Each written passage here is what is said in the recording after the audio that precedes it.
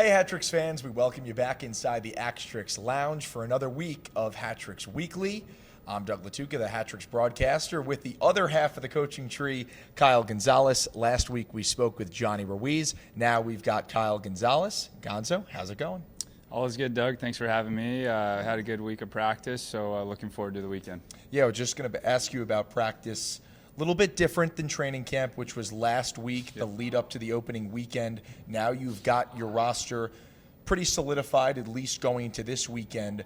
What's different about practice training camp versus practice week one of the regular season? Yeah, throughout training camp for the first week, you're focusing on, conditioning. You're focusing on getting guys their first touch and maybe getting their touches in, getting the rust off from the summer. So first week is a little less systematic than the second week would be. This week, going back to the weekend's games, seeing what we did wrong, obviously spending time on that and spending a little more time on systems moving forward. That'd definitely be the main difference for sure. Yeah, I mean, plenty of storylines going into last weekend. Of course, played 2 against Motor City here at home, the team that knocked you guys out of the playoffs in the first round last year. You come away with 3 points in 2 games, some good, some bad. What were your overall takeaways from the first 2 games of the year? Yeah, like you just said, some good, some bad. Friday night there was more bad than good. Obviously, we ended up dropping that 142, I think it was. Whether if it was nerves, some guys do their first pro game or whatever have you. We just didn't play properly, and Motor City came out buzzing. The second night, obviously, you saw with the difference there with the scoreboard and just how guys were moving and connecting a little bit more and just feeling and showing that they're getting used to each other every single day.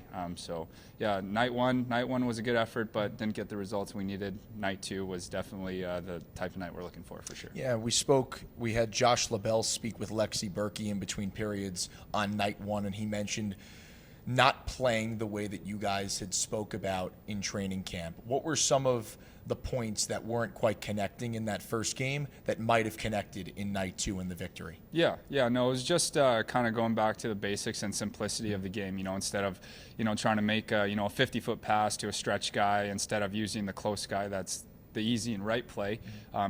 Some guys were, the whole team, not just some guys. Everyone was trying to make the hard play, trying to make the play to C before skipping steps A and B, if that makes sense. Yeah, and some people will look at the box score and see the 4-2 final in Game 1, 6-2 win in Game 2. But you did put on 51 shots in the first game. Yep.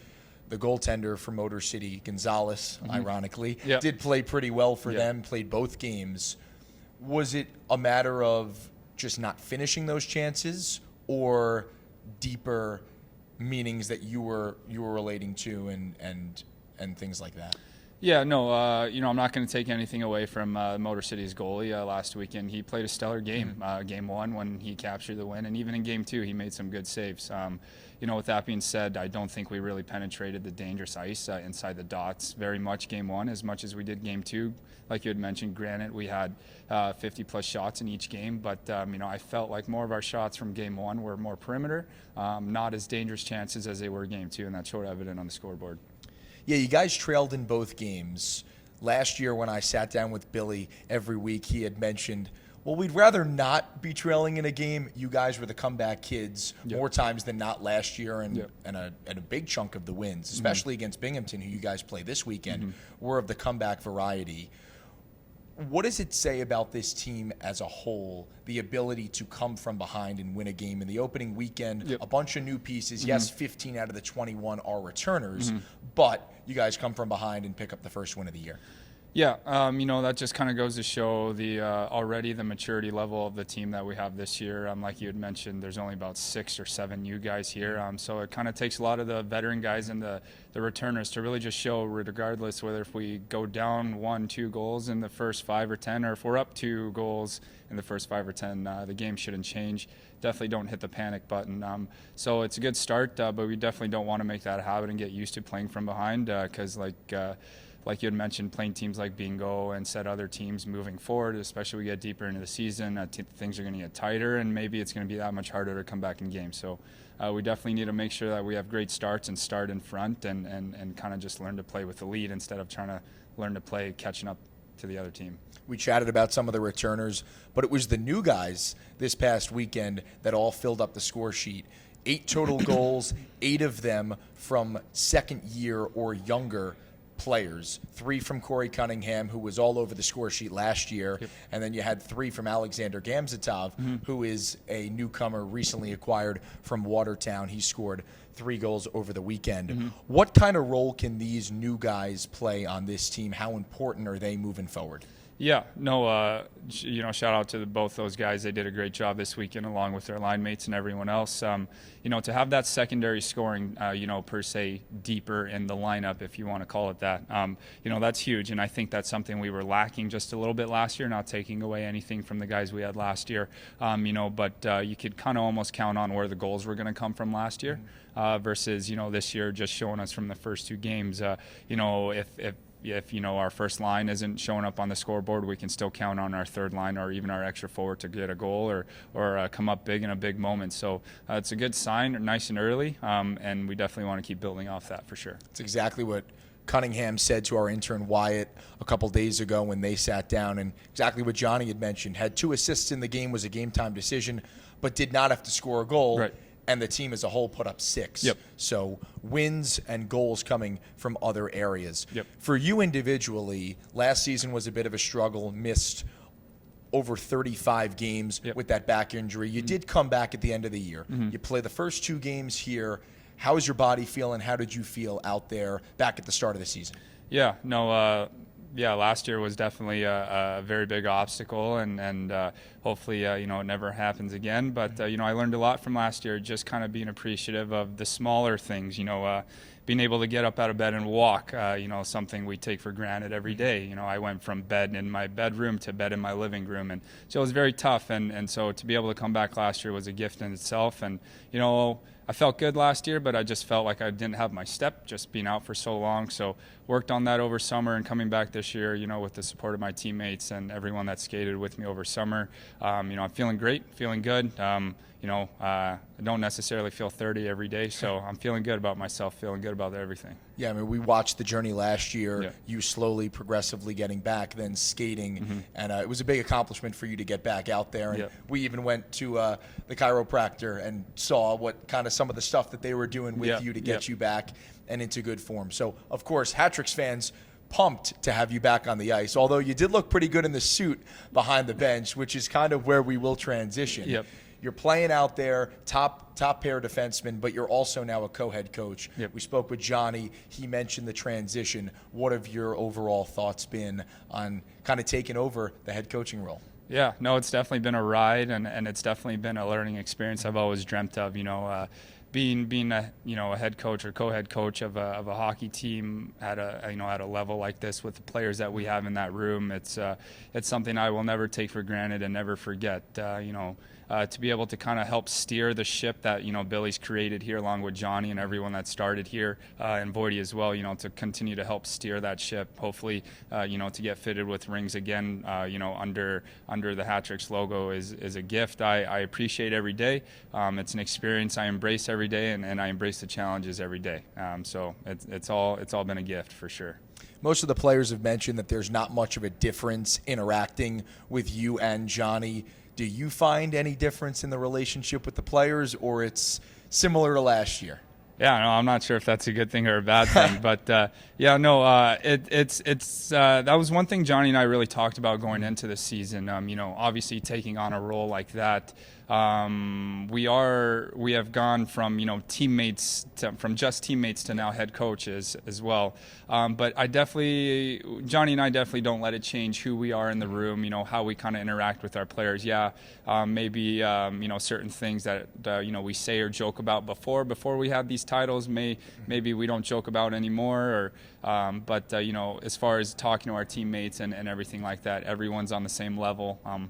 Johnny and I never talk to anyone that's in a demeaning way or we have more power over you. And I think that was one of the big things we wanted to make clear right away. It's like, yeah, we're your coaches, but we're still all peers and we're all still teammates here and brothers at the same time. So it's worked out great so far.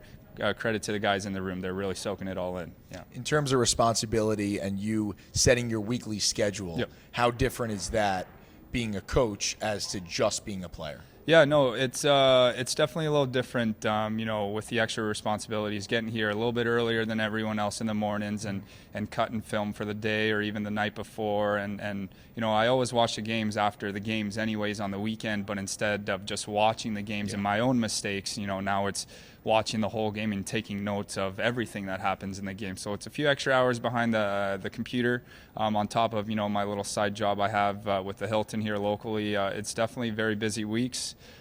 Credit to my wife. She helps me, continue to do what I love to do every single day, whether if it's coaching to private lessons to working at the Hilton. It wouldn't be possible without the support of Megan for sure. Yeah, and shout out to Megan and Taylor who run the Hat-Tricks Booster Club. You can join as a member there, and all the proceeds go directly to these guys, whatever they need, food, drinks for the bus on road trips, equipment whenever the team can't cover it. So definitely, if you are a fan of this Hat-Tricks team and you love this group, join there and give some support to the Hat-Tricks team. You mentioned watching the film. When I was on the bus, I'd always see Matt Voidy looking over the last game, already cutting and dissecting what had happened from just a couple of hours before. Do you find yourself in that position now right away after games? Do you give it some time to breathe? What's your process with watching film and more so cutting it for other guys? Yeah, no, it's a right away thing for me personally. I'm still in the mindset of the game. Everything's still fresh. You still tend to remember things, when it happens right away versus, maybe the next day. So Voidy does a great job doing that, and it's not even just me that gets after it right away.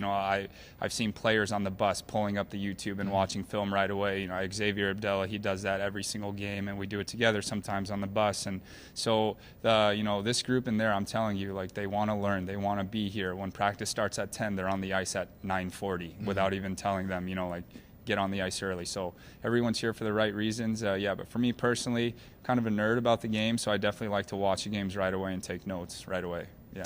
The first road trip comes up this Saturday in Hudson Valley. Not much of a road trip, one of the shorter trips that the Hat-Tricks will take all year, and they play the Venom, a brand new franchise here in the FPHL on Saturday for the first time in what's being called the Battle of I-84. But before that, the Commissioner's Cup champions, the Binghamton Black Bears, come to town. The rivalry is hot.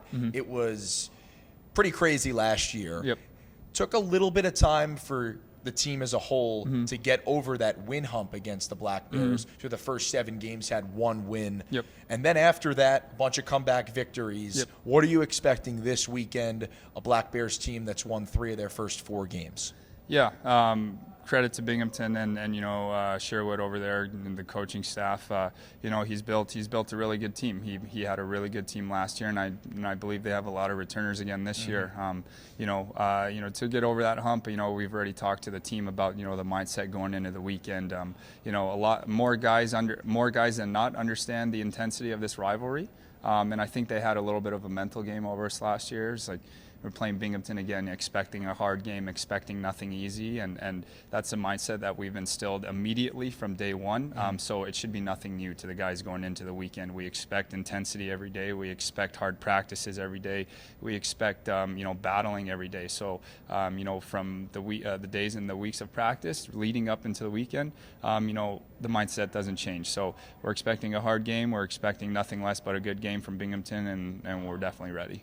From the fans, do you feel a difference when Binghamton comes to town? We mentioned the rivalry, probably the biggest rival that you guys have in the Empire Division. Seems like the fans gear up and get ready for these specific games. You played 18 times last year. A bunch of them were at home. Do you feel a difference from the fans? Are they more riled up for a game against Bingo? Yeah, they're our fans are great, regardless of what team we're playing. We appreciate all you guys, but we definitely feel a little extra buzz in the building. Whether if it's coming from the social media team down to the staff into the locker room, and then on game days when we have people making signs for different players on Binghamton. They know players on Binghamton. You definitely feel the buzz. You definitely feel the intensity, and it definitely amplifies because for the last few years, besides last year, we've been the last few teams standing in the Empire, and it's either us or them that goes to the Commissioner Cup. And so the rivalry's built and been instilled here, and it's definitely one we circle on the calendar for sure. We'll shift to the road trip, first one of the season. You guys, of course, start the season with the 3 games at home, finishing up with Binghamton on Friday. What are some of the differences between playing on home ice rather than playing on the road and in somewhat of a new barn, right? Will be the second game technically that you guys have played in Hudson Valley because of the exhibition game. But first one on the road, what are some of the differences and how do you as a coach handle that with the players? Yeah, I expect nothing less from the players as far as how they prepare from here at home to how they prepare for a game on the road. Obviously, here at home, you get to sleep in your own bed and come straight to the rink, and maybe on the road, you're taking your cat nap on the bus, this and that. But that's something we've talked about to our team from day one, whether if it's new guys or even the returners. It doesn't matter what obstacles you're handed before the game or leading into the weekend as a professional hockey player. It's your job to be ready to go and perform at whatever level we expect you to perform at, and you expect yourself to perform at day in and day out, regardless of what the situation is going into the game. So for us, nothing changes leading into our first road game. Obviously, it's a different barn. It feels like a little bit of a smaller barn just because of the stands are a little bit smaller, this and that. So obviously adjusting to the dimensions and the bounces of the road arenas is a little adjustment, but that should take no more than a few shifts for the players. The Hat Tricks are in Danbury on Friday night against Binghamton. They are on the road in Newburgh, New York on Saturday for the first road test of the year. We'll keep the tradition alive. We did this with Billy last year. We had Johnny fill in the blank in week 1 of Hat Tricks Weekly, so we'll have Gonzo do it here. All right. The Hat Tricks take down the Black Bears for the first time this season if the Hat Tricks take down the Black Bears for the first time this season if we just stick to our structure. We continue to just implement everything we just kind of work on in practices throughout the week. It's pointless to be working on things in practice if we don't turn them into the game time. So, bringing the intensity, implementing things in practice, and sticking to the systems will lead to the Hat Tricks win. Thank you so much, Gonzo. Some bookkeeping notes for the fans out there. Friday night, of course, Binghamton comes to town. It's first responder night, so if you are a first responder, you sign up at danburyhattricks.com/first responder. You get a free ticket and a free beverage to the game. Also, it's our Halloween costume contest. Halloween's right around the corner, folks. All ages are allowed. Bring your best costume. We'll put you out on center ice during one of the intermissions. The fans will vote. Gonzo, I guess we'll ask you another. What would be your costume this year?